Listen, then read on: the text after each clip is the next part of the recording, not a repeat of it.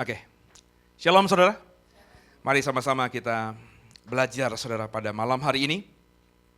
Kita buka firman Tuhan. Saya masih dalam seri khotbah tentang 7 gereja di Asia Bapak Ibu yang terdapat dalam kitab Wahyu. Saya sudah pernah mengajar saudara tentang gereja Efesus. Gereja Efesus di antara 7 gereja itu 7 gereja yang terbesar. Gereja yang berada di kota yang besar juga.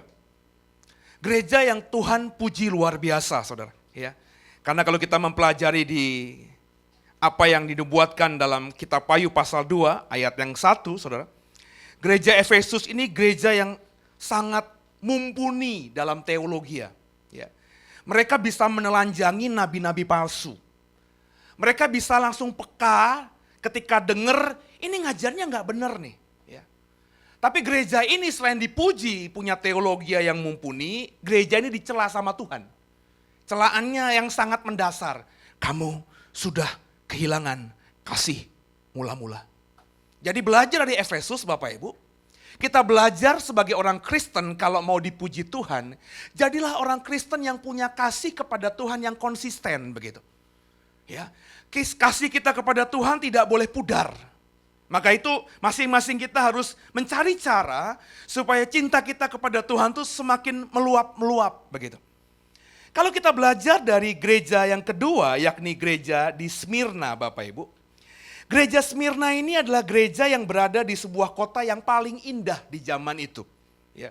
Di antara 7 kota atau 7 gereja lainnya, gereja Smyrna itu berada di sebuah kota yang paling indah. Kota yang luar biasa elok. Kota Smyrna itu disebut sebagai permata Asia di zaman itu. Ya. Tapi gereja ini ya dipuji Tuhan juga kalau kita mempelajari di kitab Wahyu pasal kedua. Ya, gereja di Smyrna ini sama sekali tidak ada celaan dari Tuhan. Satu-satunya gereja dari 7 gereja yang tidak dicela Tuhan. Ya. Mereka dipuji Tuhan luar biasa.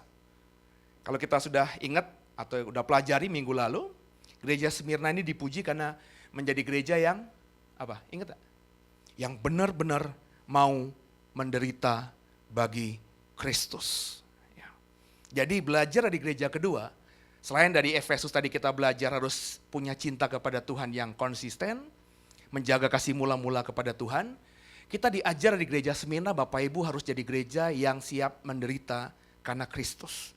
Saya ingatkan, saya pernah tekankan dalam khotbah tentang di Smyrna, orang Kristen yang tidak mau menderita bagi Kristus, jangan mengaku dirinya Kristen.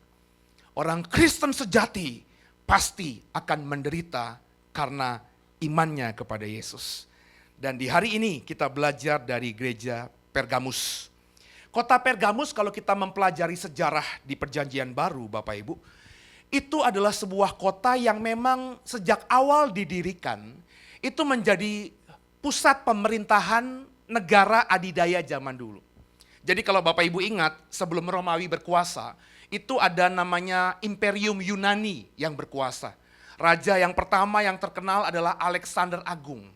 Ketika Alexander Agung menjadi raja dan penguasa dunia zaman itu, ketika dia masuk ke daerah atau wilayah Asia, maka pusat pemerintahan Yunani ditaruh di kota yang namanya Pergamus, Bapak Ibu.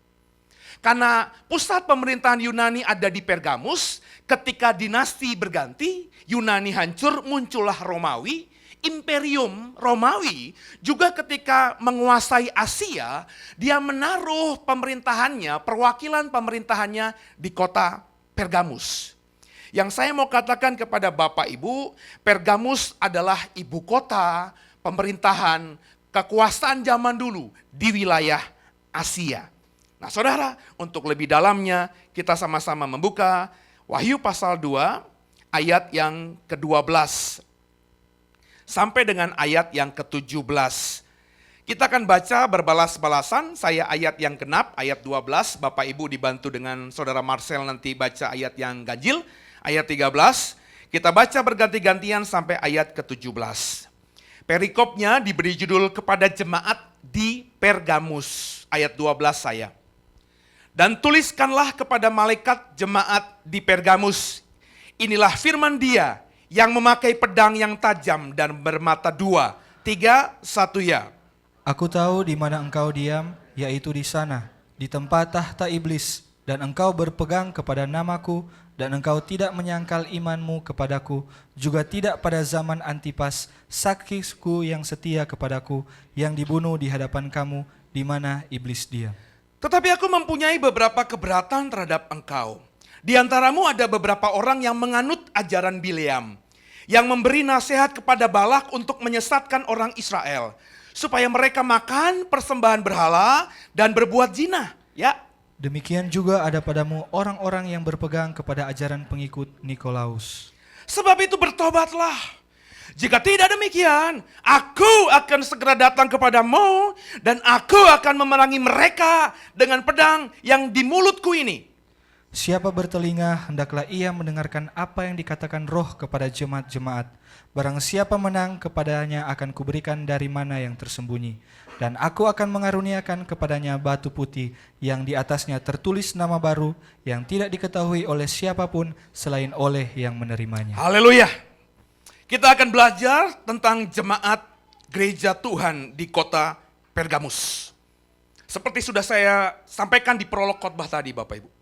Pergamus itu kota yang menjadi ibu kota pemerintahan zaman dulu. Yunani, Romawi ketika masuk ke Asia, dia taruh pusat pemerintahannya di kota Pergamus. Sehingga akhirnya kota Pergamus ini menjadi kota yang sangat maju. Salah satu kemajuan Pergamus yang bisa saya temukan dalam literatur Bapak Ibu. Pergamus ini menjadi kota yang paling berbudaya di wilayah Asia. Kenapa saya bilang paling berbudaya? Karena di Pergamus ini ditemukan dari hasil penggalian sejarah dan arkeologi, ditemukan perpustakaan terbesar di dunia di zaman itu. Jadi kalau Bapak Ibu sudah pernah mempelajari sejarah, perpustakaan terbesar di sepanjang zaman dulu itu adalah kota perpustakaan yang berada di kota Alexandria, Mesir. Ya, makanya bahkan dalam budaya atau agama Yahudi Bapak Ibu, itu ada mazhab Alexandria.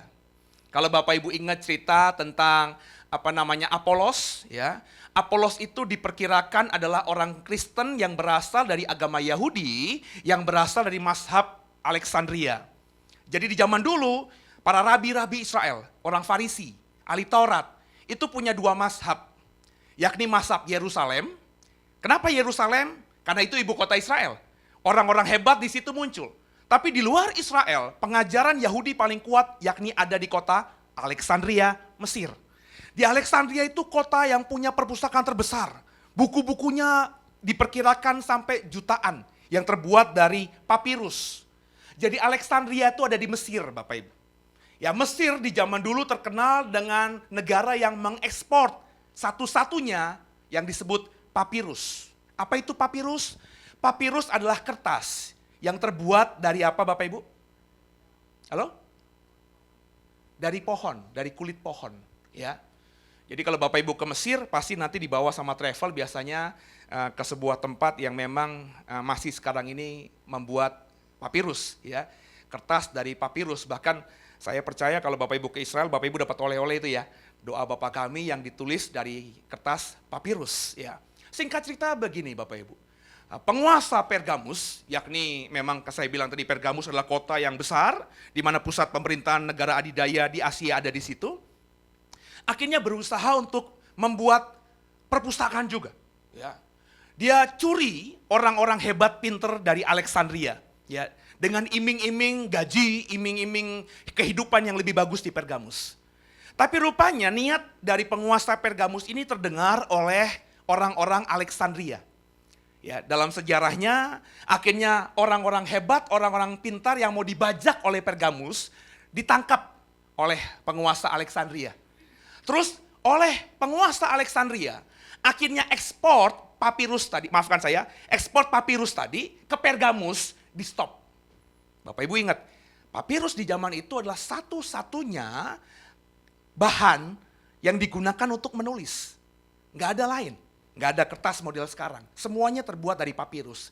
Jadi bisa masukkan ke imajinasi saudara, ketika orang-orang di Pergamus tidak lagi bisa punya papirus, maka otomatis ilmu berhenti di situ.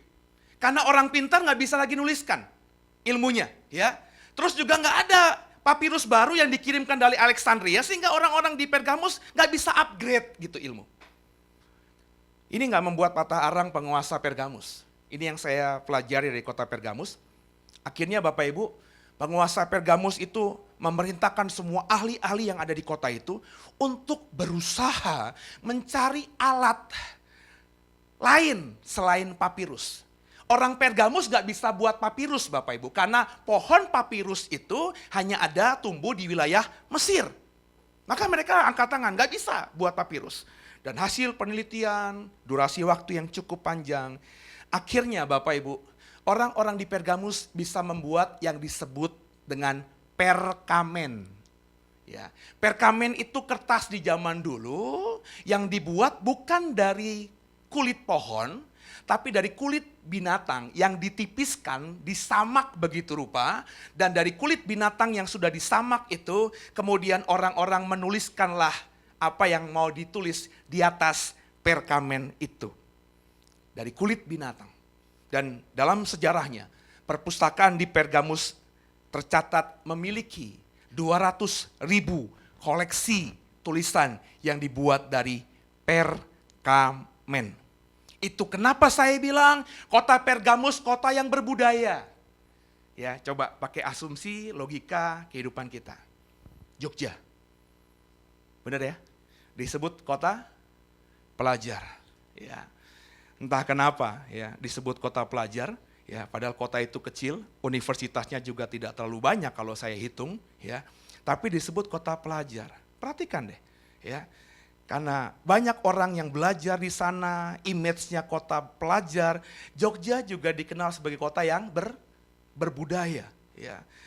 Kota yang punya cita rasa seni tinggi, ya.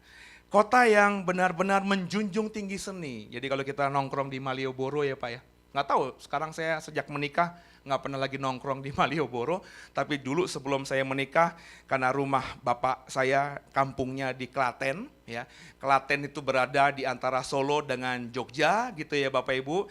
Jadi saya sering sekali kalau mampir pulang kampung ke Klaten, pasti ada waktu 1 hari 1 malam ke Jogja untuk sekedar lesehan di Malioboro. Ya, saya masih ingat banget zaman saya kecil sampai saya remaja, dewasa sebelum menikah. Kalau nongkrong di Malioboro itu semua penjual seni, ya. Yang suka seni, dari itu pengamen, bener ya. Pengamen yang cuma pakai kicerikan, sampai pengamen yang cuma bawa gitar, sampai pengamen yang saya masih ingat, saya nggak pernah ketemu di Jakarta yang bawa band, ya.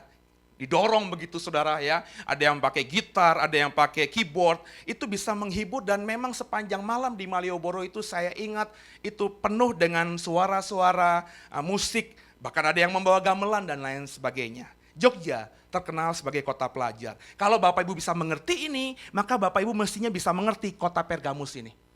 Kota yang penuh dengan ilmu pengetahuan sehingga orang-orangnya lebih berbudaya dibandingkan orang-orang yang tinggal di daerah lain atau di kota lain. Selain itu, Pergamus yang saya temukan dalam literatur sejarah, itu juga disebut sebagai pusat penyembahan berhala. Bapak Ibu ingat cerita tentang saya kemarin minggu, khotbah tentang Smyrna, di mana saya bilang di kota Smyrna banyak kuil-kuil dewa dan dewi, di kota Pergamus juga demikian, saudara. Ya. Kenapa? Karena kota Pergamus itu pusat pemerintahan. Jadi ketika bangsa Yunani berkuasa atas dunia, pusat pemerintahan di Asia ya di Pergamus. Maka kalau pusat pemerintahan Yunani, kemudian pusat pemerintahan Romawi di Asia ada di Pergamus, tentu logikanya masuk akal kan? Dewa-dewi Yunani, dewa-dewi Romawi, semuanya dibangunkan kuil di pusat ibu kota pemerintahan kekuasaan saat itu di Asia, yakni Pergamus ini. Ya. Jadi di Pergamus itu ada kuil Dewi Athena yang dibangun sejak zaman Yunani. Kemudian juga ada kuil Dewa Zeus. Jadi kalau Bapak Ibu browsing di internet, ya, itu bahkan kalau Bapak Ibu ada kesempatan misalnya ke Berlin gitu, ke Jerman, ya, ada museum di Berlin sana yang membangun miniatur yang diperkirakan itu adalah yang disebut tadi kita sudah baca, ada tahta iblis, yakni kuil Dewa Zeus yang dibuat miniaturnya di Berlin. Jadi saudara, Di situ banyak kuil dewa dan dewi. Dewi utama atau dewa utama di Pergamus ini disebut Dewi Asklepius. Dewa Asklepius ini disebut juru selamat atau dewa kesembuhan, dewa mujizat. Dewa Asklepius ini identik dengan simbol ular yang melilit pada batang kayu. Itu yang sekarang diadopsi oleh apotek-apotek sekarang Bapak Ibu. Ya. Jadi apotek sekarang itu kan lambangnya ada tongkat begitu ya. Terus ada ular yang melilit begitu saudara ya. Inilah simbol dari dewa kesembuhan, dewa Asklepius yang disembah oleh orang-orang Pergamus. Itulah Pergamus yang saya ketemu dalam literatur yang saya baca untuk saya bagikan kepada saudara. Nah sekarang setelah saudara tahu Pergamus seperti apa, yuk beberapa menit ke depan kita mengeksposisi ayat-ayat dalam Wahyu pasal 2 ini. Tolong dibacakan lagi Marcel ayat ke-12 Wahyu pasal 2-nya. Silakan. Dan tuliskanlah kepada malaikat jemaat di Pergamus, inilah firman Dia yang memakai pedang yang tajam dan bermata dua. Saya sudah jelaskan sejak saya khotbah seri tentang ini, Efesus dan Smyrna, malaikat di sini bukannya makhluk rohani. Ya, karena kata malaikat diambil diterjemahkan dari kata angelos bahasa Yunani, yang dulunya dalam bahasa Ibrani itu ketemu kata malak. Malak dan angelos ini bisa berarti makhluk rohani yang namanya malaikat yang kita kenal sekarang. Tapi angelos dan malak juga bisa berarti utusan. Jadi kalau saya pemimpin yang hidup di zaman itu, saya mengutus Marcel untuk pergi misalnya menjadi pelayan Tuhan atau menjadi kepanjangan tangan saya. Misalnya di kota Batam, maka Marcel itu disebut oleh orang banyak sebagai malaknya Seno, angelosnya Seno, utusannya Seno, orangnya Seno. Jadi kalau Bapak Ibu memahami ini, malaikat jemaat di Pergamus ini bukan berarti di kota Pergamus, gereja di Pergamus itu punya malaikat makhluk rohani, bukan. Jadi surat-surat yang ada di Wahyu pasal 2 ini adalah surat yang ditulis oleh Tuhan lewat perantaraan Yohanes Rasul yang berada di Pulau Patmos saat itu, yang ditujukan kepada utusan Tuhan di gereja Pergamus. Pemimpin gereja yang ada di Pergamus, utusan Injil yang ada di Pergamus. Memang sudah saya jelaskan kan ketika saya membahas tentang Efesus. Ini sebenarnya 7 gereja, ini surat penggembalaan untuk para pemimpin gereja. Bapak Ibu tapi nggak bisa bilang begini, ya kalau gitu ini buat Pak Seno doang dong. Apa kepentingannya saya sebagai jemaat untuk memperhatikan ini? Loh Bapak Ibu penting. Kenapa? Ini surat memang untuk gembala, ini surat memang untuk pemimpin gereja. Tapi Bapak Ibu harus ingat bahwa ada firman dan yang sudah dilakukan, ya, ada lagunya. Seperti minyak di kepala Harun yang kejanggut dan jubahnya turun. Artinya apa? Firman Tuhan kepada gembala ini, meskipun itu ditujukan bagi gembala, tapi pasti terekspresi juga dalam kehidupan jemaat. Dengerin saya, kalau saudara punya pemimpin, dalam hal ini gembala saudara, misalnya saya taruhlah, saya suka badminton, dengerin saya. Saudara, meskipun badminton gak ada hubungannya dengan Alkitab, tapi kalau saya benar-benar cinta mati sama badminton, seminggu saya bisa 5 kali main badminton, maka saya hakul yakin, saudara pasti saya ajak main badminton, dan karena saudara segan sama saya, yang ngajak pendeta loh Pak. Ya, yang ngajak Pak Seno, yuk sekali-sekali main badminton, lama-lama saudara akan ikut juga. Dan saya percaya ada masanya nanti saudara juga cinta badminton. Kalau gembalanya ya sukanya tentang dapat mimpi. Saya bermimpi saudara. Ya, saya bermimpi Tuhan berkata demikian. Saya berani yakin model jemaatnya ketika melayani Tuhan juga seperti itu. Ya, yang paling signifikan ya. Contoh baik nih. Tahu dong gereja Betani, bener ya? Gembalanya yang saya hormati pendeta Niko, itu suka apa? Nyanyi, menyembah kan? Wah kalau pujian penyembahan mah saya nggak ada lawan lah kalau Betani. Ya sekarang aja ada JPCC ya Bu ya. Tapi dulu zaman saya bertobat, Betani saya nggak ada lawan. Ya. Kenapa pujian penyembahannya keren? Karena gembalanya suka memuji, otomatis itu ya. Semua di bawah-bawahnya tuh pujian penyembahannya enak gitu. Nah jadi ini firman yang penting.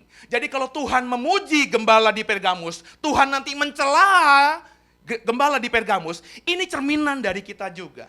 Jadi firman Tuhan ini, saya berani pastikan juga pas buat Bapak Ibu. Firman Tuhan ini ditujukan kepada pemimpin gereja, pemimpin jemaat di Pergamus. Kalimat berikutnya di ayat 12, inilah firman Dia, D-nya besar, Tuhan, yang memakai pedang yang tajam dan bermata dua. Lanjut ayat 13-nya, perhatikan apa yang tertulis di ayat 13, silakan Marcel. Aku tahu di mana engkau diam, yaitu di sana di tempat tahta iblis, dan engkau berpegang kepada namaku, dan engkau tidak menyangkal imanmu kepadaku, juga tidak pada zaman Antipas, saksiku yang setia kepadaku, yang dibunuh di hadapan kamu di mana iblis diam. Ini perhatikan, ayat 13. Aku tahu, kata Tuhan. Tuhan Yesus tentunya ya, lewat tulisannya Yohanes. Aku tahu di mana engkau diam. Garis bawahi Alkitab saudara kata diam di situ. Yaitu di sana, ini keren banget nih. Di tempat tahta iblis. Bapak Ibu cari di Alkitab, dari Kejadian sampai Wahyu, ada enggak Alkitab ngomong di kota lain yang benar-benar secara literal, secara langsung Tuhan berkata, kotamu itu adalah tempat di mana tahta iblis berada. Enggak ada Bapak Ibu. Ya, ini makanya banyak penafsir yang mengatakan berarti iblis itu memang ada di Pergamus. Kalimatnya diam loh Bapak Ibu ya. Kita tahu ya, iblis itu roh ya. Roh itu berarti bisa melayang-layang ya. Ya, bisa hilir mudik, bisa kemana-mana. Tapi kalimatnya di sini dalam bahasa Yunaninya juga diam. Ya, kata yang digunakan adalah katokein, yang diambil dari kata dasar katoikeo. Tinggal, dwell, menetap di Pergamus. Iblis menetap di Pergamus, bahkan tahtanya, tempat singgasandanya ada di Pergamus. Ya, yang menariknya, ini kalimat pujian nih. Aku tahu di mana engkau diam, yaitu di sana, di tempat tahta iblis. Jadi pujian pertama Tuhan kepada jemaat Pergamus adalah, kamu berani banget berhadapan muka dengan iblis. Sekarang saya mau tanya sama Bapak Ibu. Kalau Bapak Ibu tahu Serpong ini adalah tahta iblis. Iblis berkuasa di Serpong ini. Kira-kira nih, Ibu Bapak masih mau tinggal gak di Serpong? Ayo jawab jujur. Jangankan iblis bertahta di sini, sederhana aja deh. Saya pakai yang lebih sederhana aja. Kalau lingkungan rumahmu, ya, kiri kananmu, satu RT denganmu, kau hanya satu-satunya keluarga Kristen. Oke? Kiri kananmu, depan belakangmu, kalau satu RT ada 30 kepala rumah tangga. Semuanya itu, maafkan saya, adalah orang yang beragama lain, seberang, yang radikal. Yang semuanya perempuannya tutup, tinggal matanya doang. Yang laki-lakinya semua pakai jubah, daster panjang itu. Jenggotnya panjang-panjang. Saya mau tanya sama Bapak Ibu. Kira-kira masih mau bertahan tinggal di situ? Ini nih, ya, benar nggak sih saudara? Kan ngerasa nggak enak gitu ya. Aduh, aku sendirian di sini nih, nggak nyaman di sini nih. Pasti saudara kalau belum ada duitnya, ya bertahan mau nggak mau. Ya rumah kita cuma itu, kita nggak punya duit lagi. Tapi kau akan kerja mati-matian, doa dengan sungguh supaya ada berkat Tuhan. Kita bisa jual rumah itu untuk cari tempat lain. Saya nggak minta deh Pak tinggal di komplek Kristen, karena nggak mungkin ada di Indonesia komplek Kristen. Tapi paling tidak Pak, kami tinggal di sebuah komplek perumahan yang heterogen gitu loh Pak, jangan homogen ya. Ya Kristennya nggak perlu lah mayoritas, tapi paling nggak adalah saya punya temen. Jadi kalau jalan-jalan pagi bisa ketemu, Shalom Bu apa kabar? Enak gitu kayaknya Pak. Tapi kalau ketemu, Assalamualaikum mulu, kayaknya gimana gitu. Nangkap ya saudara ya? Coba gambaran ini kita masukkan dalam cerita di Pergamus. Alkitab katakan iblis diam di situ. Bahkan tahtanya ada di situ. Tapi jemaat Tuhan di kota Pergamus stay juga di situ. Kalimat terakhirnya, ayat yang kedua 13 tadi. Ya. Perhatikan baik-baik, saya baca lagi. Aku tahu di mana engkau diam. Yaitu di sana di tempat tata iblis, engkau berpegang pada namaku, engkau tidak menyangkal imanku kepadamu, juga tidak pada zaman Antipas saksiku yang setia kepadamu, yang dibunuh di hadapan kamu, di mana iblis diam. Kata diam tadi sudah saya jelaskan Bapak Ibu, diambil dari kata dasar katoi keo, ya, yang bisa berarti berdiam, tinggal atau menetap. Katanya sama. Kata aku tahu di mana engkau diam, katau keo, ya, dengan di sini di mana iblis diam sama. Katoi keo juga.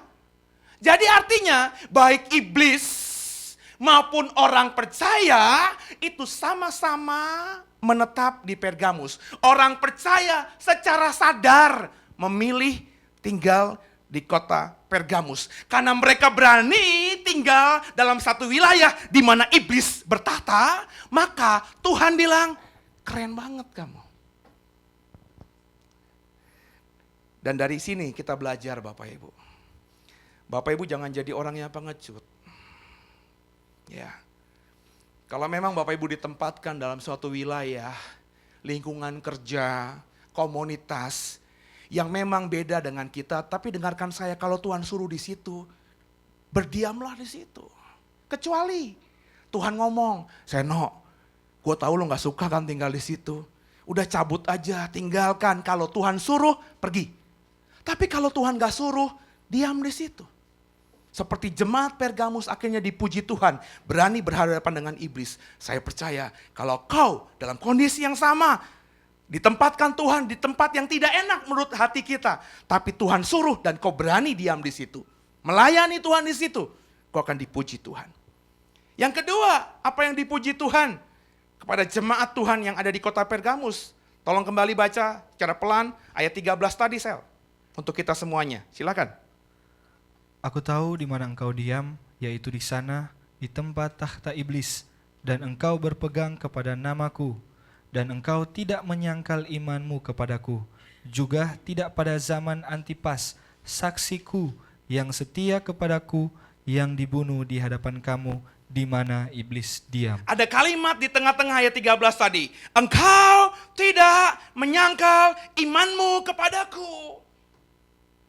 Ini keren banget kalau kita dalami. Jadi bukan saja Bapak Ibu, jemaat Tuhan di kota Pergamus mau diam di kota yang sama di mana iblis diam. Tapi Alkitab katakan, meskipun mereka tinggal di tempat di mana iblis bertahta, tapi mereka bisa tetap setia kepada Tuhan. Ini keren banget gak sih? Bukankah firman Tuhan katakan pergaulan yang buruk merusakkan yang benar kan? Kalau Bapak Ibu gak suka dugem, gak suka kelayapan, ya, orang rumahan, kuliah, pulang selalu ke rumah gitu ya. Tapi pergaulanmu tiba-tiba dalam satu semester, dalam kantor yang baru, itu orang-orang yang semuanya pulang malam. Dengerin saya, lambat laun. Biasanya kita ngikutin ritme mereka. Tapi tidak dengan jemaat di Pergamus. Mereka tetap setia kepada Tuhan. Meskipun di kota mereka cuma sejengkalan tata iblis ada. Mereka bisa terus setia kepada Tuhan, berpegang pada namaku dan setia kepadaku. Bahkan kalimatnya di ayat 13 keren banget. Juga tidak pada zaman Antipas, saksiku yang setia kepadamu, yang dibunuh di hadapan kamu di mana iblis diam. Kamu tetap setia kepadaku, kamu juga tetap berpegang pada namaku, engkau tidak pernah menyangkal imanku kepadamu, bahkan ketika Antipas, saksiku yang setia kepadaku, dibunuh di hadapanmu. Dibunuh oleh iblis yang diam di kotamu. Siapa Antipas? Gak banyak referensi soal Antipas ini. Ya. Dari beberapa tafsir yang ada, saya mempercayai ini. Antipas itu adalah uskup Pergamus. Tidak lain tidak bukan adalah bishop Pergamus, gembala gereja di kota Pergamus. Yang begitu setianya kepada Tuhan, Alkitab tadi katakan ya, zaman Antipas saksiku yang setia sama Tuhan. Sehingga akhirnya karena kesetiaannya sama Tuhan, dia mati. Kenapa mati Pak? Kenapa mati Bu? Karena di kota Pergamus ada kuil dewa-dewi. Pusat pemerintahan, kekuasaan zaman itu ada di situ. Bapak Ibu, berarti pemerintahan Roma. Pemimpin tertinggi Roma yang ditempatkan oleh Kaisar Roma untuk menguasai Asia ada di kota Pergamus. Dan Kaisar Roma itu didewakan oleh orang-orang Roma. Sudah pernah saya jelaskan di kota Smyrna kemarin kan? Bahwa orang-orang yang ada dalam kependudukan Roma itu harus datang ke kuil Kaisar Roma untuk mengucapkan Kaisar A adalah Tuhanku. Kalau mereka lakukan itu, mereka boleh balik lagi dan boleh hidup dengan agamanya mereka masing-masing. Tapi setahun sekali dalam konteks cerita di jemaat Smyrna, semua wilayah penduduk orang-orang Smyrna harus datang ke kuil dewa, kuil Kaisar Roma untuk sekedar mengucapkan iman mereka, ngasih persembahan. Kaisar A adalah Tuhanku. Kalau sudah, boleh pulang. Ya udah, yang agama Yahudi, boleh Yahudi. Yang punya agama penyembahan kepada dewa-dewi lain, silahkan beragama. Mereka tidak diutak-atik. Tapi rupanya orang-orang Kristen, termasuk Antipas, pemimpin gereja Pergamus, gak mau berkompromi dengan hal itu. Karena imannya, kesetiaannya sama Tuhan, pemimpin gereja ini dibunuh di hadapan jemaat Tuhan di kota Pergamus. Kekasih Tuhan, uskup Pergamus ini mati martir. Tapi ironisnya cerita tentang Antipas yang martir ini gak banyak. Saya beberapa hari yang lalu sambil tiduran, sambil nunggu anak, coba browsing tentang Antipas, Bishop of Pergamus ini. Gak banyak ketemu. Seolah-olah Antipas itu tidak nyata. Tapi Alkitab menuliskannya kan, berarti dia nyata. Antipas ini beda banget dengan Polikarpus. Bapak Ibu mungkin yang mendalami teologi ya, kayak Marcel, kayak Robert pasti pernah mendengar tentang Polikarpus. Polikarpus ini kedudukannya dengan Antipas sama. Kalau Antipas adalah bishop atau uskup yang ada di Pergamus, sedangkan Polikarpus adalah uskup atau bishop yang ada di kota Smyrna.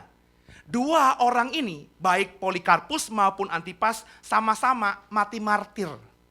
Tapi kalau Bapak Ibu browsing di internet, klik aja Polikarpus. Cerita Polikarpus ini kau banyak temukan versinya. Sehingga orang, meskipun kata Polikarpus tidak tertulis di Alkitab, Bapak Ibu, nggak ada nama Polikarpus di Alkitab, tapi cerita sejarah hidup Polikarpus bisa mudah kau temukan dari sumber di luar Alkitab. Tapi Antipas kebalikannya. Nama Antipas ada di Alkitab ini, di Wahyu pasal 2, jemaat Pergamus. Tapi cerita dia nggak banyak kita temukan di luar Alkitab. Sepertinya oleh dunia dilupakan Antipas ini. Tapi yang menariknya, Tuhan ingat Antipas. Ya. Ini yang menjadi prinsip hidup saya Bapak Ibu. Saya nggak peduli dengan apa kata dunia. Dunia ingat saya kah? Dunia lupa sama saya kah? Ora urus. Yang penting saya diingat Tuhan. Yuk Bapak Ibu, di akhir zaman ini, kita belajar dari pujian Tuhan kepada jemaat Pergamus. Apa yang pertama tadi? Berani berhadapan dengan kuasa jahat. Yang kedua, belajarlah setia kepada Yesus. Jadi meskipun mereka dipuji, Bapak Ibu, ternyata jemaat Tuhan di Pergamus juga mengalami teguran Tuhan. Teguran Tuhan bisa Bapak Ibu temukan di ayat 14 dan ayat 15-nya. Tolong kembali, Marcel bacakan untuk kita ayat 14 sampai 15. Meskipun jemaat Tuhan di Pergamus dipuji karena berani berhadapan dengan iblis. Dipuji karena setia kepada Yesus meskipun di depan mereka tahta iblis. Tapi rupanya Tuhan menegur mereka dengan keras. Apa teguran Tuhan? Ayat 14, ayat 15-nya. Silakan. Tetapi aku mempunyai beberapa keberatan terhadap engkau. Di antaramu ada beberapa orang yang menganut ajaran Bileam, yang memberi nasihat kepada Balak untuk menyesatkan orang Israel, supaya mereka makan persembahan berhala dan berbuat zina. Demikian juga ada padamu orang-orang yang berpegang kepada ajaran pengikut Nikolaus. Kalau kita baca di ayat 14, ayat 15. Ada pertama yang ditegur Tuhan dari jemaat Pergamus. Dan saya berharap Bapak Ibu kalau dengar ini, belajar. Supaya Bapak Ibu tidak melakukan apa yang jemaat Pergamus lakukan. Udah keren dipuji Tuhan. Lu keren banget loh. Ya, berani loh tinggal di satu kota yang sama dengan iblis diam. Keren banget meskipun iblis ada di depanmu, di sekitarmu, tapi kau setia padaku. Udah keren dipuji Tuhan, tapi dapat teguran. Saya berharap kita belajar di teguran Tuhan kepada gereja-gereja di kitab Wahyu ini. Supaya kita semakin hari yang dipuji, yang didapatkan hanya pujian dari Tuhan, bukan lagi teguran. Apa ya teguran Tuhan kepada jemaat Pergamus? Membiarkan ajaran sesat ada tumbuh di gereja mereka. Mereka setia kepada Tuhan. Tapi mereka, Alkitab katakan tadi di ayat 14, membiarkan ajaran sesat ada di gereja mereka, tumbuh di gereja mereka. Tetapi aku mempunyai beberapa keberatan terhadap engkau. Di antaramu ada beberapa yang menganut ajaran Bileam. Coba Bapak Ibu lihat ayat 14. Ya. Ini coba perhatikan dulu ya. Coba kita munculkan ayat 13 dulu. Ayat 13. Oke? Perhatikan Bapak Ibu ya. Aku tahu di mana engkau diam, yaitu di sana di tempat tahta iblis. Kalimatnya begini, dan engkau berpegang. Berpegang pada apa? Pada namaku. Kata berpegang ini garis bawahi. Oke? Kemudian ayat 14 yang munculkan hand. Tetapi aku mempunyai beberapa keberatan terhadap engkau. Di antaramu ada beberapa orang yang menganut ajaran Bileam. Garis bawahi.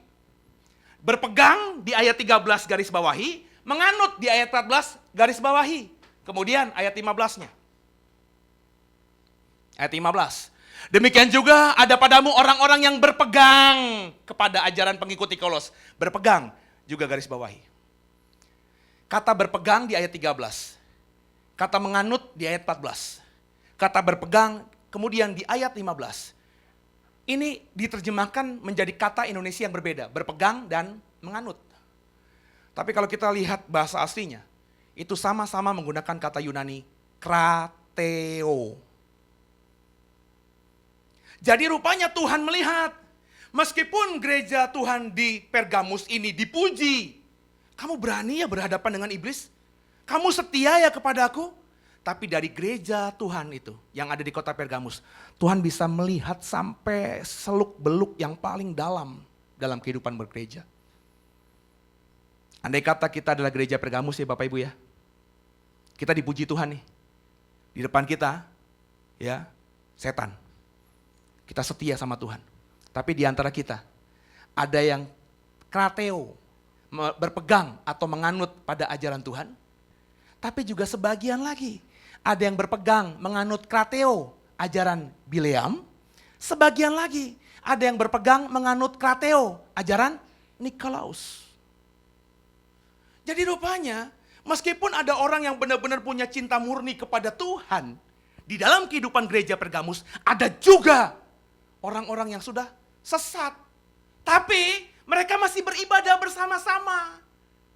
Meskipun mereka sudah punya pemahaman yang salah, sesat kata Tuhan, ngikutin ajaran Bileam, ngikutin ajaran Nikolaus, tapi mereka gayanya, tampilan luarnya masih sama dengan orang-orang yang berpegang murni pada ajaran Tuhan.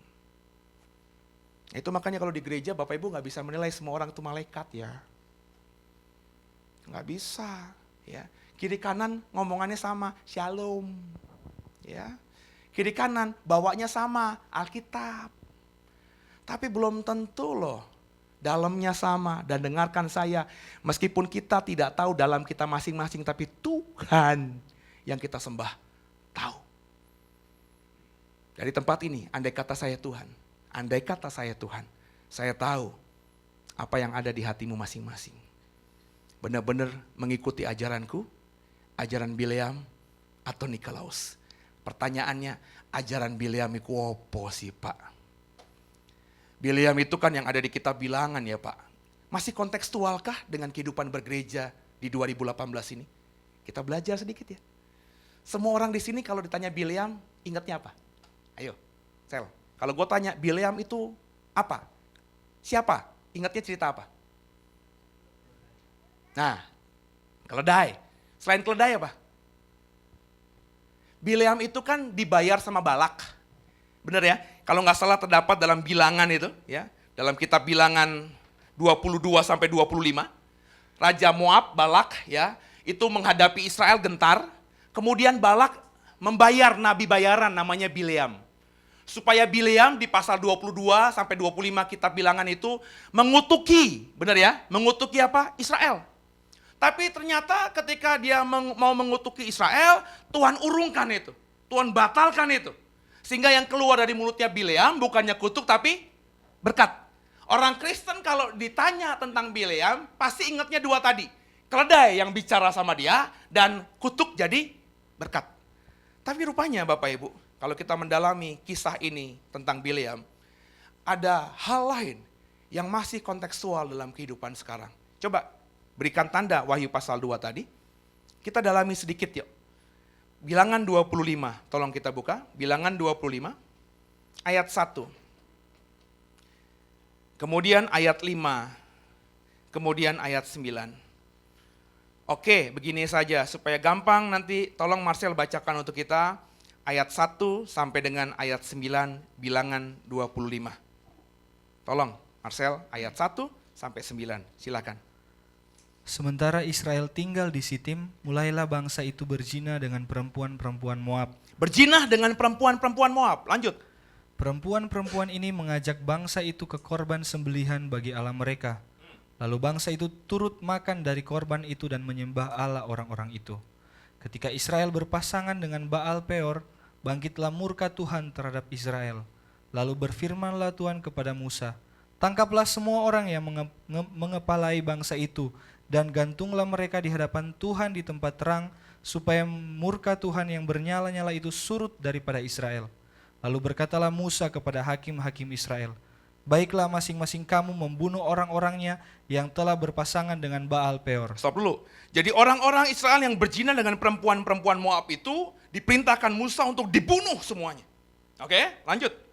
Kebetulan datanglah salah seorang Israel membawa seorang perempuan Midian kepada sanak saudaranya dengan dilihat Musa dan segenap umat Israel yang sedang bertangis-tangisan di depan pintu kemah pertemuan. Ketika hal itu dilihat oleh Pinehas, anak Eleazar, anak Imam Harun, bangunlah ia dari tengah-tengah umat itu dan mengambil sebuah tombak di tangannya. Mengejar orang Israel itu sampai ke ruang tengah dan menikam mereka berdua, yakni orang Israel dan perempuan itu pada perutnya. Maka berhentilah tulah itu menimpa orang Israel. Orang yang mati karena tulah itu ada 24.000 orang banyaknya. Jadi ceritanya dalam ayat yang kita baca, yang Marcel baca tadi, perempuan-perempuan Moab itu dinikahi sama laki-laki Israel. Karena orang Israel mulai kawin campur menikahi perempuan-perempuan kafir, Tuhan murka, Tuhan marah. Lewat perantaran Musa, Musa perintahkan supaya Tuhan gak marah, bunuh semua laki-laki yang berzina dengan perempuan-perempuan kafir ini. Singkat cerita di ayat 9, yang mati dari orang Israel 24.000 yang dibunuh karena berzina dengan orang kafir. Nah cerita ini kalau Bapak Ibu gak baca pasal-pasal berikutnya, Bapak Ibu gak ngerti. Ya. Untuk mengerti kita buka pasal 31-nya Bilangan ayat yang ke-16.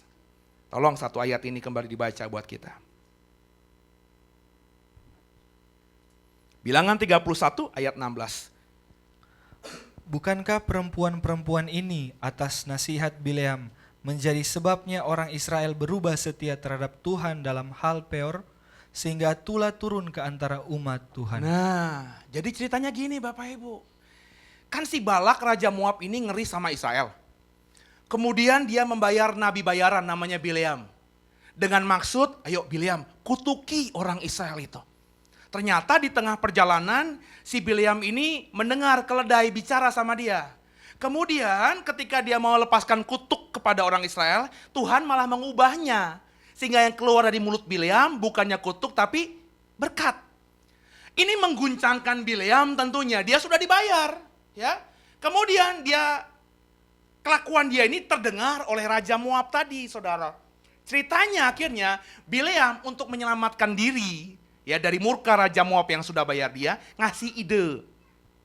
Enggak lah, nggak usah main kutuk-kutukan deh, gini aja deh. Ya, sekarang perintahkan semua rakyat Moab untuk nikahi itu, ya, laki-laki Israel. Pokoknya yang cantik-cantik semuanya dijualin gitulah, supaya orang-orang Israel itu kawin dengan perempuan-perempuan kita. Nanti kalau sudah kawin, ya, ajar mereka laki-laki Israel untuk juga menyembah Baal kita, menyembah dewa kita, supaya mereka nggak menyembah lagi kepada Elohim, kepada Adonai. Singkat cerita begitu. Nah, Bileam, atas saran Bileam, maka perempuan-perempuan Moab merayu laki-laki Israel. Ya. Dan akhirnya peristiwa tadi, Tuhan marah luar biasa kepada Israel. Sehingga semua laki-laki Israel yang mengawini perempuan-perempuan Moab itu dibunuh oleh Musa. Yang mati 24.000 orang. Jadi saudara, kembali ke Wahyu pasal 2 tadi. Ayat 14, saya baca untuk saudara. Tapi aku mempunyai beberapa keberatan terhadap engkau, di antaramu ada beberapa orang yang menganut ajaran Bileam, yang memberi nasihat kepada Balak untuk menyesatkan orang Israel supaya mereka makan persembahan berhala dan berbuat zina. Masih kontekstual nggak zaman sekarang? Masih, Bapak Ibu. Ya.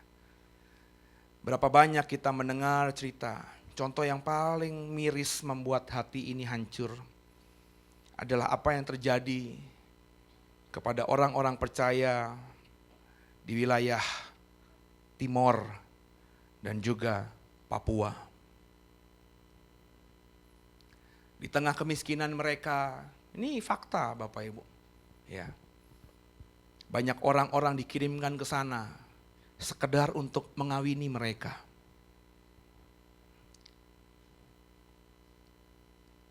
Akhirnya mereka meninggalkan Tuhan. Saya tahu satu buah pesantren yang ada di Jawa, yang isinya semuanya adalah anak-anak dari Papua. Karena kemiskinan mereka nggak bisa sekolah, maka mereka diiming-imingi, yuk sekolah yuk, dibawalah ke Jawa ini. Jujur ya, gue nanya sama Bu Jojor, asli kampung nggak lu Bu? Pertama kali denger Jakarta gimana? Seneng, pasti minggirnya ke Jakarta ya.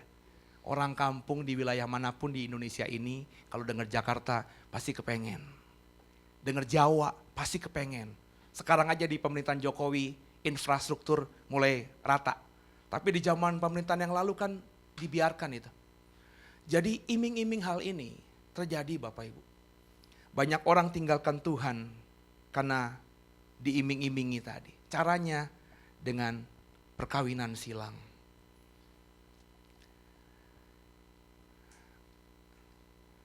Di Cina, Bapak Ibu dengar nggak? Bagaimana orang-orang Kristen yang kita hormati, hebat, setia di gereja underground, gereja bawah tanah. Tapi miskin. Ya, beritanya kan kita tahu.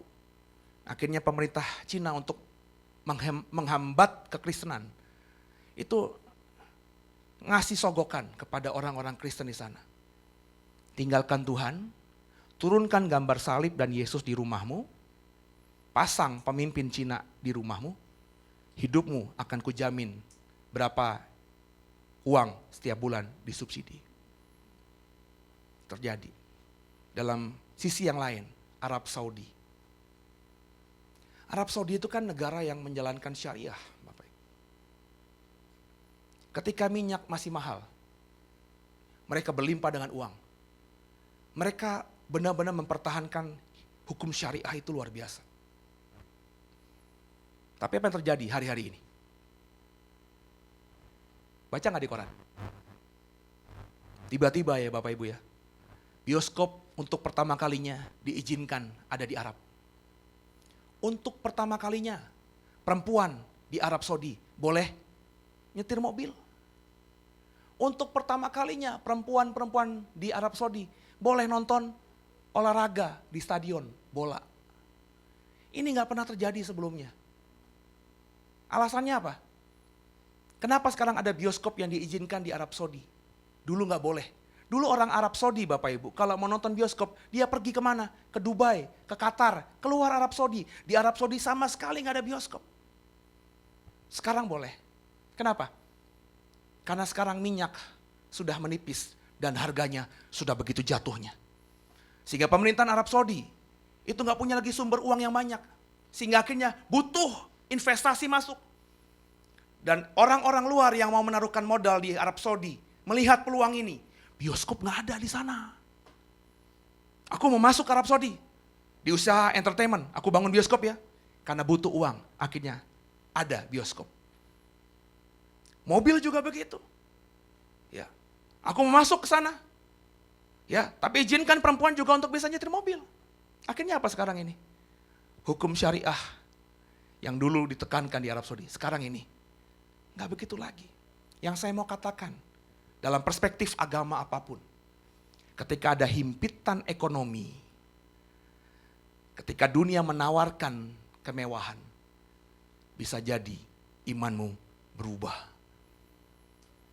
Itu kenapa saya sangat yakin dalam khotbah seri saya tentang antikristus. Tanda 66 di dahi, tanda 66 di tangan kanan itu bukan bicara mengenai chip. Saya sangat hakul yakin. Meskipun mungkin nanti di akhir zaman chips akan digunakan. Kenapa? Sekarang udah kelihatan kan? Pak Riko pernah bilang, Pak kalau di Taiwan sekarang itu bayar nggak pakai lagi kartu kredit, kartu ATM, tinggal kasih aja handphone. Pembayaran via handphone. Ya, sekarang ini di beberapa kota di luar negeri, di Amerika sudah pakai chips. Kenapa? Memang untuk mempermudah. Sekarang saja Bapak Ibu nggak usah pakai chips di dahi, di tangan. Bapak Ibu kemana-mana, sebenarnya teknologinya bisa mengawasi saudara dengan apa? IKTP. Di KTP saudara itu kan ada chips kan? Itu kalau chipsnya benar-benar nggak dikorupsi tuh, sama Setia Novanto itu dan teman-temannya, itu chipsnya mestinya canggih banget Bapak Ibu. Bapak Ibu kemana-mana, ya, ke hotel, ya, naruh KTP kan, itu mestinya kedeteksi Bapak Ibu tinggal di mana. Jadi kalau udah chipnya canggih, mestinya yang lain-lainnya nggak perlu itu. Ya. Jadi teknologinya udah ada sekarang ini. Jadi bagi saya, tanda 66 itu bukan ngomongin chips. Karena bagi saya orang Kristen juga nanti akan begitu. Sekarang aja kita pakai IKTP nggak? Bapak Ibu nggak bisa, nggak saya nggak mau, saya tolak.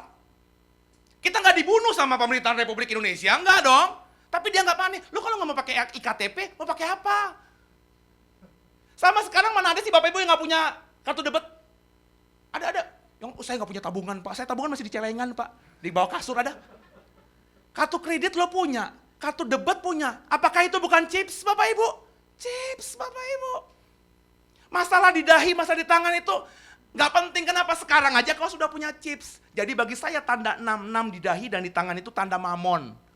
Karena huruf atau angka 666 cuma 2 kali ditemukan. Yakni di kitab Wahyu, tanda antikris itu, dan juga kekayaan Salomo yang setiap tahun dikumpulkan sejumlah 666 talenta emas. Karena Salomo begitu punya emas yang banyak setiap tahun, akhirnya hatinya berbelok dari Tuhan. Awalnya dia benar, dia mencintai Tuhan. Tapi karena berkelimpahan harta, dia mulai hilang fokus. Dan akhirnya kita tahu kan, baru di masa tuanya dia bertobat. Semuanya di bawah kolong langit ini sia-sia. Tapi sebelumnya ketika muda, gelo. Istrinya berapa? 300 men. Gundiknya berapa? 700. 1000 perempuannya. Coba bayangin, kalau digilir itu satu perempuan baru dapat jatah 3 tahun sekali. Gelo nggak saudara? Dan meskipun cuma dijatah 3 tahun sekali, tapi kan namanya gundik-gundik itu kan dapat subsidi kan. Salomo begitu kuasanya, uangnya banyak sehingga nggak peduli lah. Perempuan-perempuan itu nggak ada nuntut cerai semuanya. Malah bahagia. Ya, duitnya berlimpah. Jadi tanda 666 itu adalah mamon. Orang di akhir zaman tuh otaknya uang aja. Orang di akhir zaman tuh tangannya ngerjain untuk uang aja. Sekarang udah kelihatan belum? Udah kan? Sorry aja deh. Bapak Ibu yang fokus hidupnya bangun tidur, aduh hari ini buka toko dapat uang nggak ya? Mau proof siapa ya? Mau presentasi ke siapa ya? Bapak Ibu yang habis presentasi, terus tiba-tiba gagal presentasinya, proyek nggak dapet, terus hatinya hancur. Kayaknya udah kiamat aja. Dengerin saya, kalau kau seperti itu tipikalnya, berarti secara tidak langsung tidak sadar di otakmu, di tanganmu, yang isinya hanya uang. Dan tinggal tunggu waktu aja kalau Bapak Ibu gak bertobat hari ini. Ya, ketika zaman ini susah nantinya. Ya, ada tawaran dari dunia. Yuk, ikut aku yuk. Udah kerjaan gampang lah, terjamin lah. Kau akan mudah tinggalkan Tuhan. Tinggalkan imanmu, persis seperti orang-orang Kristen di Cina, persis seperti Arab Saudi yang tinggalkan syariahnya hanya karena masalah ekonomi. Kekasih Tuhan, biji mata Tuhan, inilah yang harus kita waspadai. Kemudian ada ajaran Nikolaus. Siapa Nikolaus? Alkitab juga nggak ngomong apa-apa soal Nikolaus. Jadi harus kita dapatkan ceritanya dari sumber luar Alkitab. Nikolaus, kalau Bapak Ibu mempelajari dari Bapak Gereja yang namanya Irenaeus. Irenaeus pernah menulis bahwa ajaran Nikolaus adalah ajaran yang menekankan tentang hidup dalam hawa nafsu. Jadi Nikolaus itu adalah salah satu pemimpin gereja, tapi dia masih mengizinkan jemaatnya atau ajarannya menekankan bahwa hawa nafsu. Kenapa? Karena semuanya sudah Yesus selesaikan di atas kayu salib. Nikmati, ayo makan, termasuk makan persembahan berhala. Orang-orang yang hidup di Pergamus, ada yang ngikutin ajaran Nikolaus. Satu sisi di gereja, setia kepada Tuhan, gak pernah nyangkal Tuhan, tapi dia makan persembahan berhala. Pak, emang gak boleh ya makan persembahan berhala? Coba kita perhatikan sedikit beberapa ajaran firman Tuhan. Kita beri tanda lagi, Wahyu pasal 2. Coba kita bukan Marcel, 1 Korintus 8. 1 Korintus pasal 8, ayat 9 sampai 13.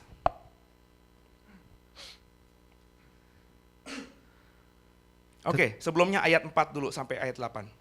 1 Korintus 8 ayat 4 sampai 8, silakan. Tentang hal makan daging persembahan berhala kita tahu. Tidak ada berhala di dunia dan tidak ada Allah lain daripada Allah yang esa. Sebab sesungguh pun ada apa yang disebut Allah, baik di sorga maupun di bumi, dan memang benar ada banyak Allah dan banyak Tuhan yang demikian. Namun bagi kita hanya ada satu Allah saja, yaitu Bapa yang daripadanya berasal segala sesuatu, dan yang untuk Dia kita hidup, dan satu Tuhan saja, yaitu Yesus Kristus, yang olehnya segala sesuatu telah dijadikan, dan yang karena Dia kita hidup. Tetapi bukan semua orang yang mempunyai pengetahuan itu. Ada orang yang karena masih terus terikat pada berhala-berhala, makan daging itu sebagai daging persembahan berhala. Dan oleh karena hati nurani mereka lemah, hati nurani mereka itu dinodai. Perhatikan ayat 8 ini, ya. Makanan tidak membawa kita lebih dekat kepada Allah. Kita tidak rugi apa-apa kalau kita tidak makan, dan kita tidak untung apa-apa kalau kita makan. Ini belajar makan persembahan berhala dari konteks jemaat Korintus. Jemaat Korintus ngomong begitu. Alah, makanan itu gak penting apa-apa. Ayat 8 tadi, ya. Gak membawa kita lebih dekat kepada Tuhan, juga gak membuat kita semakin jauh dari Tuhan. Jadi kalau makan, ya gak apa-apa, gak untung apa-apa. Juga kalau kita gak makan, gak untung apa-apa. Jadi karena itu, mereka akhirnya berapologet. Mereka akhirnya mempunyai pemahaman, ya udahlah, makan aja, enak kok ya, apelnya merah, jeruknya kuning. Meskipun sudah dikasih persembahan berhala, mereka pakai ayat ini. Makanan tidak membawa kita lebih dekat kepada Allah. Artinya apa? Mereka berargumentasi, sah-sah saja. Ini ada loh, saya ketemu orang pakai ayat ini loh Bapak Ibu. Saya cuma geli aja kalau orang pakai ayat ini. Oh iya ya, benar ya, iya ya. Saya pancing gitu. Terus saya biasa ngomong, lu baca nggak ayat berikutnya? Karena orang Kristen tuh gitu, memperkosa ayat gitu. Ya, ayat yang dia suka dia pakai gitu kan. Tapi dia nggak lihat konteksnya. Mestinya kan ayatnya dibaca keseluruhannya. Coba sekarang Bapak Ibu baca. Sel, baca ayat 9 sampai 13-nya. Tetapi jagalah supaya kebebasanmu ini jangan menjadi batu sandungan bagi mereka yang lemah. Lanjut. Karena apabila orang melihat engkau yang mempunyai pengetahuan sedang duduk makan di dalam kuil berhala, bukankah orang yang lemah hati nuraninya itu dikuatkan untuk makan daging persembahan berhala? Dengan jalan demikian orang yang lemah itu, yaitu saudaramu yang untuknya Kristus telah mati menjadi binasa karena pengetahuanmu. Jika engkau secara demikian berdosa terhadap saudara-saudaramu dan melukai hati nurani mereka yang lemah, engkau pada hakikatnya berdosa terhadap Kristus. Karena itu apabila makanan menjadi batu sandungan bagi saudaraku, aku untuk selama-lamanya tidak akan mau makan daging lagi, supaya aku jangan menjadi batu sandungan bagi saudaraku. Ini, ya. Alkitab memang ngomong, Pak, makanan tidak membawa kita lebih dekat kepada Allah. Kalau ayat ini berhenti di ayat 8, makanya kalau Bapak Ibu nanti lihat ada makanan yang sudah dipersembahkan berhala, boleh kita makan. Kalau ayatnya berhenti sampai ayat 8 saja. Tapi ayat berikutnya, kalau ada orang percaya lihat, Pak Seno, itu kan udah dikasih ke dewa Kuan Ong. Kuan Ong apa Kuan Im? Udah dikasih ke dewa itu. Kok Pak Seno makan? Pak Seno kan pendeta. Itu kan pendeta Seno kan. Dia kok makan persembahan berhala? Nah, jadi batu sandungan buat orang Kristen lain, saya dosa. Berarti kalau begitu Pak, kalau nggak ada yang lihat, nggak apa-apa ya? Kalau sampai ayat 13, nggak apa-apa. Jadi dia, nih ya, saya kasih saran ya. Kalau kau mau makan persembahan berhala, lihat kiri kanan. Ada orang Kristen nggak? Ada yang pakai anting salib nggak? Kalau nggak ada, embat. Nggak apa-apa, kalau nggak ada yang lihat nggak jadi batu sandungan. Dengar nggak saudara? Karena Alkitab tadi ayat 8, makanan tidak membawa kita dekat kepada Allah. Tapi problemnya pasal 8 sampai ayat 13 tadi nggak berhenti cuma sampai di situ. Ada pasal lainnya. Pasal berapa Pak Seno? Pasal 10. Ayo kita lihat. Jadi orang Kristen tuh jangan mengutip ayat begitu aja. Saudara lihat panjangnya, konteks dekat, konteks jauhnya. Pasal 10 Marcel, ayat 21 sampai 22.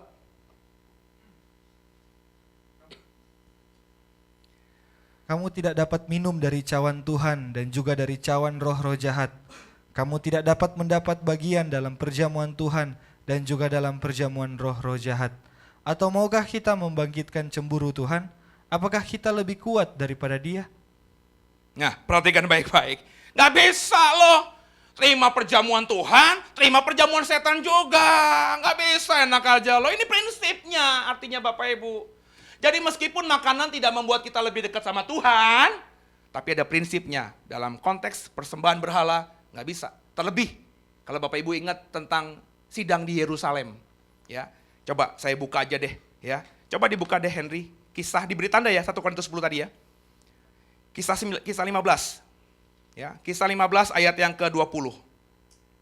Saya baca untuk saudara, Kisah Rasul 15 ayat yang ke-20. Ini sidang Yerusalem adalah sidang rasul-rasul yang tercatat pertama dan terakhir kali di Alkitab kita. Keputusan rasul-rasul, mana yang boleh, mana yang nggak boleh. Yang nggak boleh apa? Ayat 20. Tapi kita harus menulis surat kepada mereka, kepada orang Kristen dimanapun mereka ada. Supaya mereka menjauhkan diri dari makanan yang telah dicemarkan berhala-berhala. Dari percabulan, dari daging binatang yang mati dicekik, dan dari darah.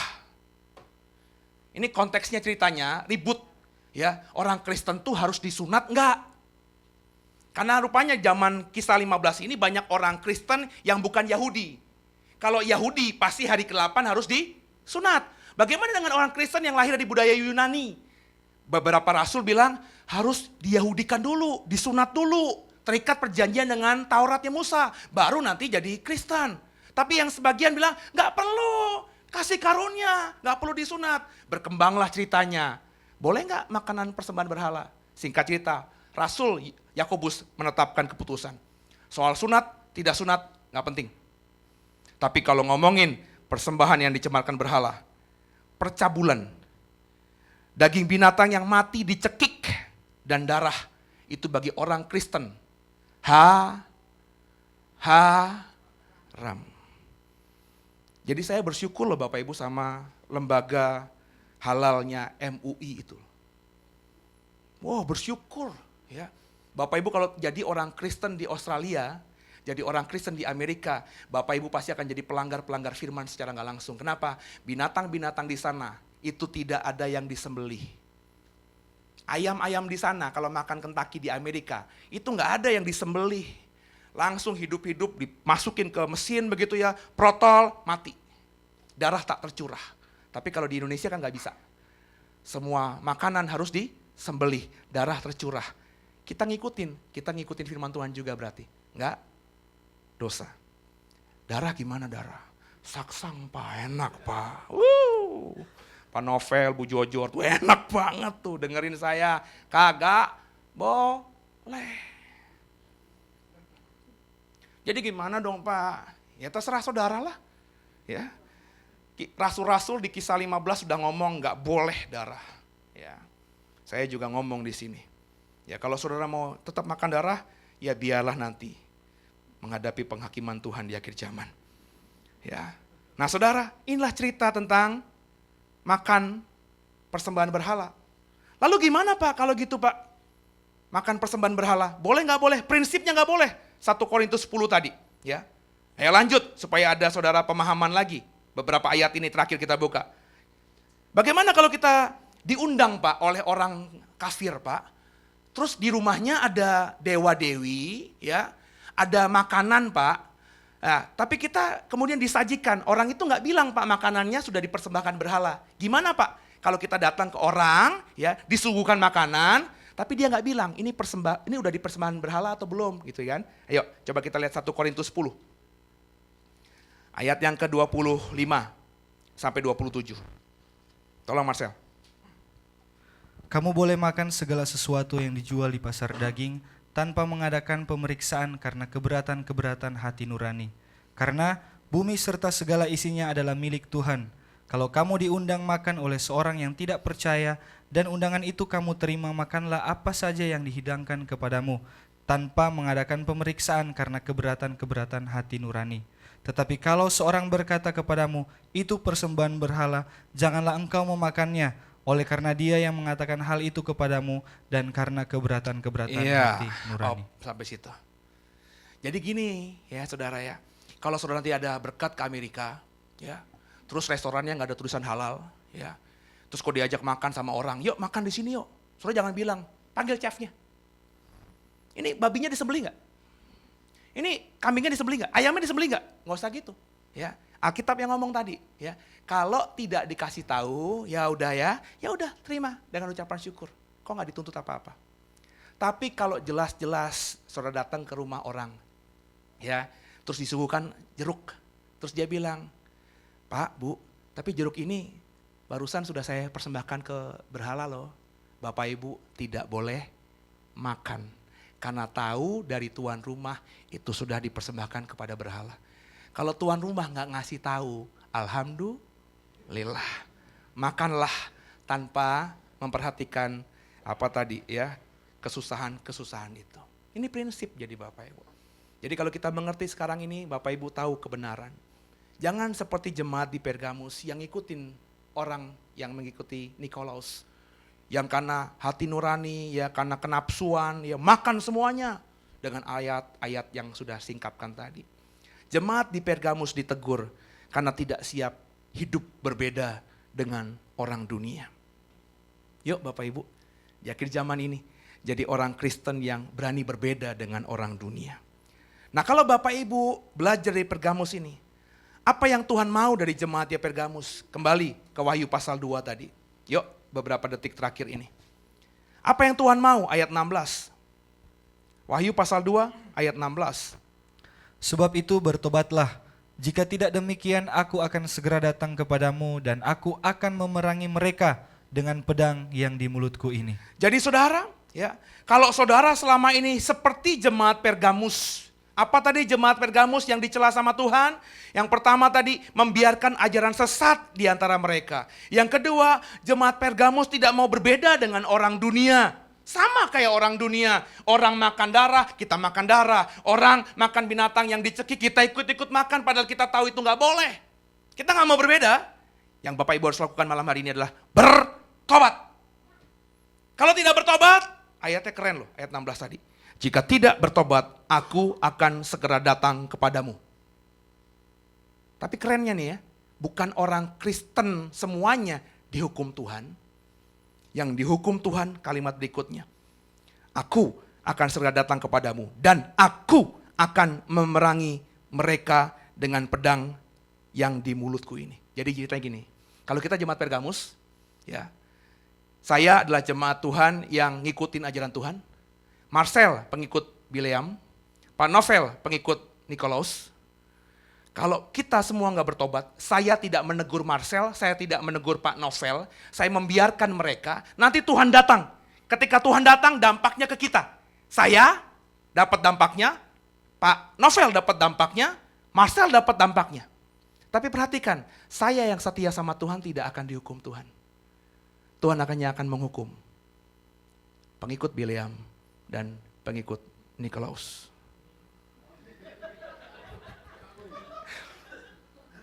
Diaminin lagi. Jadi kekasih Tuhan, ini yang keren dari Tuhan. Itu yang kenapa saya berkali-kali bilang di tempat ini. Bapak Ibu tuh harus masing-masing punya iman yang benar. Saya ini hidup benar. Sylvie hidup benar. Tapi kalau anak-anak saya gak hidup benar, Tuhan datang ke rumah tangga kami. Saya selamat, Sylvie selamat, anak-anak gak akan selamat, dihukum Tuhan. Tuhan tahu isi hati kita yang paling dalam. Bu Maria hidup benar, Pak Ongki gak benar. Meskipun Bapak Ongki dan Ibu Maria setia, cintanya benar-benar, dua sudah jadi satu. Tapi ketika harinya Tuhan nanti Bu, Pak, Tuhan akan lihat Ibu Maria yang diselamatkan, Pak Ongki nanti yang dihukum Tuhan. Dan kalau itu masih terjadi dalam rumah tanggamu, bertobatlah. Kalau Bapak Ibu bertobat, apa yang terjadi? Terakhir ayat 17, tolong dibaca untuk kita. Siapa bertelinga, hendaklah ia mendengarkan apa yang dikatakan Roh kepada jemaat-jemaat. Barang siapa menang, kepadanya akan kuberikan dari mana yang tersembunyi, dan aku akan mengaruniakan kepadanya batu putih yang di atasnya tertulis nama baru yang tidak diketahui oleh siapapun selain oleh yang menerimanya. Kalau Bapak Ibu menang, mau bertobat, yang pertama, kau akan mendapatkan mana dari tempat yang tersembunyi. Apa itu mana? Roti yang didapat Israel di padang gurun. Artinya apa? Kalau Bapak Ibu benar-benar hidupnya sungguh-sungguh tidak mengikuti ajaran-ajaran sesat. Bapak Ibu benar-benar mau berani berbeda dengan dunia ini, gak mau terhisap dengan dunia yang jahat ini, maka Bapak Ibu akan diberikan makanan dari Tuhan. Maka hidupmu gak mungkin kau khawatir lagi, kau akan diberkati oleh Tuhan. Mana juga bicara mengenai berkat ilahi, pengertian dari surga. Jadi kalau di akhir zaman ini, Bapak Ibu gak jadi orang yang tersesat, gak mengikuti ajaran sesat, Bapak Ibu juga mau tampil berbeda dibandingin dunia, maka Bapak Ibu di akhir zaman ini akan punya hikmat, marifat yang dari surga, yang melebihi orang kebanyakan lainnya. Sehingga Bapak Ibu peka dengan apa yang Tuhan mau izinkan terjadi atas dunia ini. Yang berikutnya, kau akan dapat batu putih bertuliskan nama barumu. Batu putih dalam dunia perjanjian baru itu biasanya diberikan oleh penguasa kepada orang yang dibebaskan dari segala tuduhan. Maka orang yang bergantung kalung batu putih, itu tandanya orang ini adalah orang yang sudah diberikan pembebasan dari segala tuduhan. Orang ini orang merdeka. Orang yang punya kebebasan dan akhirnya selamat. Kekasih Tuhan, yuk sama-sama pasang telingamu lebar-lebar. Kerjakan firman Tuhan ini. Dan jadilah seorang pemenang. Apa yang dipuji Tuhan di jemaat Pergamus, kerjakan. Apa yang dicela Tuhan kepada jemaat Pergamus, jangan dilakukan. Semoga diberkati. Haleluya.